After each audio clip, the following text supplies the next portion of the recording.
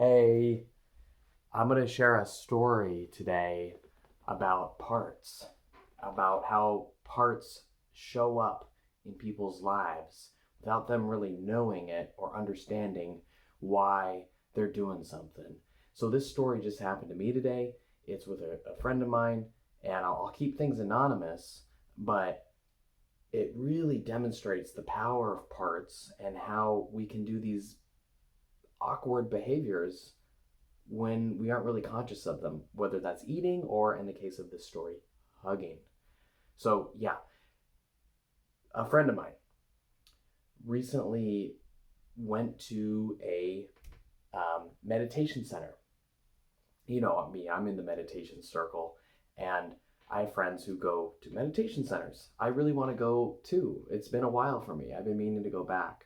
And at meditation centers, they're very reserved, right? There's not much music, there's not much talking, even. It sounds really weird. Um, People are respectful to each other, they bow oftentimes, they meditate, very quiet. And so that's the setting. And as I alluded to earlier, hugging, you can't just hug people, right? In the monastery or in real life, and especially not at the monastery. And that's why he was asked to leave. He was hugging people. Well, I wasn't there. I don't know. I'm not going to try to add any commentary.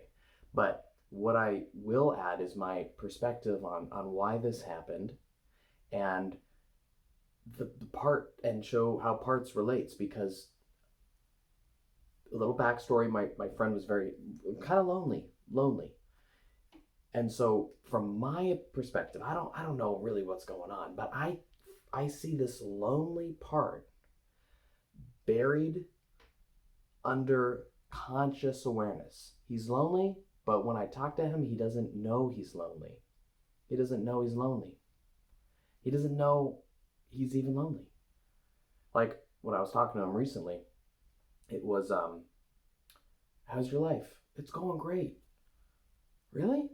You just got kicked out. Like, what? You're not disappointed? And, so there can be a, a part that is blocked from our conscious awareness.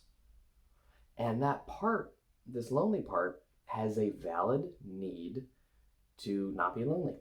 And so in this particular instance, this part, in my opinion, was coming forth.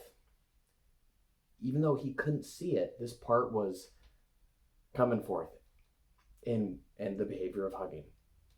You know? And doesn't that make sense? A lonely part not being seen or experienced or talked with or dialogued with, just totally forgotten, shut down, inaccessible.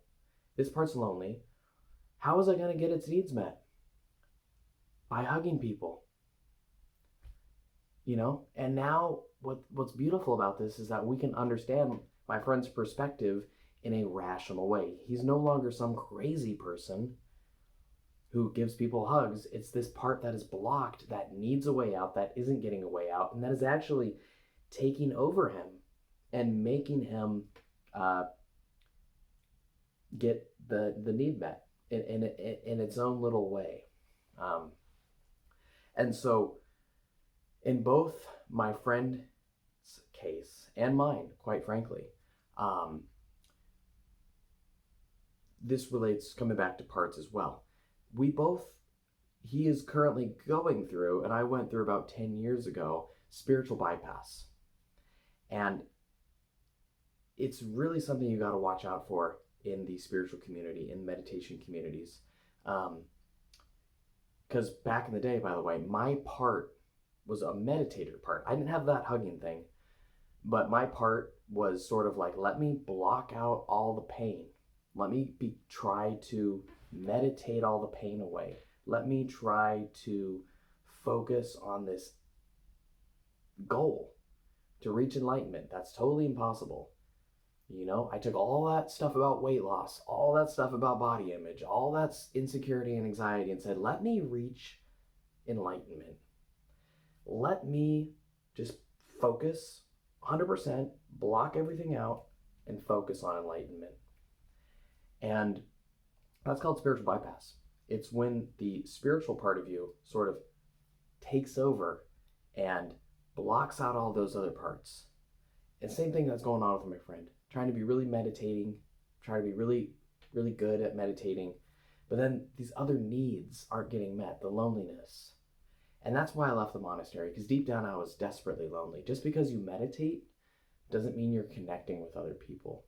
And sometimes when you meditate, you are kind of stuffing your feelings down. I know that sounds really weird, but it's really true. Meditation can sort of get you out of, it can be a way to zone out in some ways, a way to escape your problems. And so when we see our struggles in terms of parts that are blocked from awareness, that have valid needs, that we can start to understand why we eat food, why we're the way we are. And we're not crazy. It's just like we got parts that aren't seen. So I hope this little story sheds a little bit of light on parts, how they work, and also helps explain a little bit about like why I left the monastery. Let me know if you have any questions. And by the way, a person in the community did ask me this. And so I'm just kind of answering their question. And if you want to join the community, there's a link down below. It's hosted through Mighty Networks. You will apply to have to join. It's free, but you got to go apply because it's private. So go ahead and do that if you're interested. And where it's a private space. So there's that. Please like the video. Really helps help more people see this video and learn about their psychology and all these different things. So thank you for your support. Okay, namaste.